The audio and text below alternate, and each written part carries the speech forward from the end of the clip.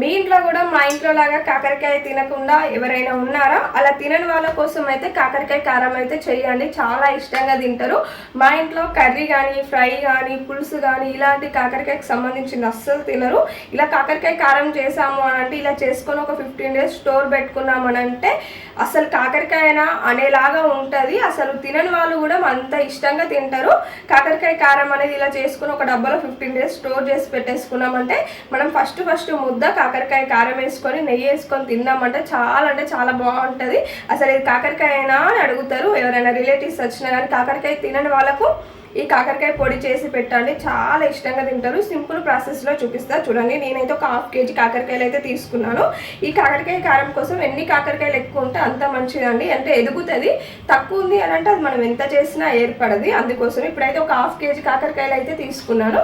Process అయితే చూపిస్తా, చూసేయండి. ఇదివరకు ఎవరైనా సబ్స్క్రైబ్ చేసుకొని వాళ్ళు ఉంటే please subscribe and like, share. Full video కావాలి అంటే ఈ షార్ట్ వీడియో కింద లింక్ ఇస్తానండి, వెళ్ళి తొందరగా చూసేయండి. చాలా అంటే చాలా బాగుంటుంది.